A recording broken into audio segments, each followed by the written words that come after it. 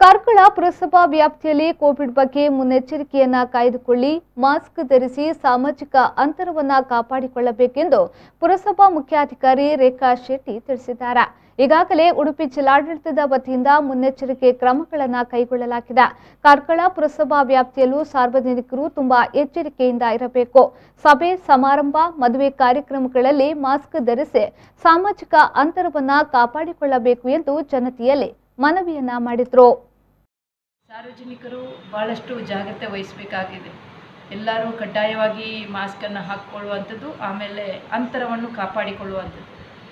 ಅಂಗಡಿ ಮಾಲಕರು ಕೂಡ ಹಾಗೆ ತಮ್ಮಲ್ಲಿ ಯಾರು ಕಸ್ಟಮರ್ ಬರ್ತಾರೆ ಅವರಿಗೆ ಸ್ಟ್ರಿಕ್ಟಾಗಿ ಮಾಸ್ಕನ್ನು ಹಾಕುವಂಥದ್ದು ಒಂದು ಹೇಳಬೇಕು. ಜೊತೆಗೆ ತಾವು ಕೂಡ ಹಾಕಬೇಕು ಅಂತ ವಿನಂತಿಸ್ತಾ ಇದ್ದೇನೆ.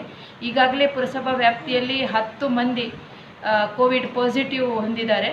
ಜೊತೆಗೆ 3 ಮಂದಿಯನ್ನು ಐಸೋಲೇಟೆಡ್ ಸೆಂಟರಲ್ಲಿ ಕೂಡ ಇಟ್ಟಿದ್ದೇವೆ. ಒಟ್ಟಿನಲ್ಲಿ ಹೇಳುವುದಾದರೆ ಇನ್ನು 2ನೇ ಹಂತದಲ್ಲಿ ಯಾರಿಗೆ ಕೋವಿಡ್ ಬಂದರೆ ಅದು ಸೀರಿಯಸ್ ಆಗುತ್ತೆ.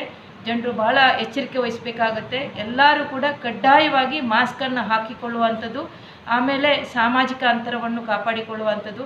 ಮದುವೆ ಅಥವಾ ಇನ್ನಿತರ ಸಮಾರಂಭದಲ್ಲಿ ಕೂಡ ಹಾಗೆ ಅಂತರವನ್ನು ಕಾಪಾಡಿಕೊಂಡು ಆರೋಗ್ಯದ ಬಗ್ಗೆ ಎಲ್ಲರೂ ಕೂಡ ಕಾಳಜಿ ವಹಿಸಬೇಕು ಅಂತ ವಿನಂತಿಸ್ತಾ ಇದೆ.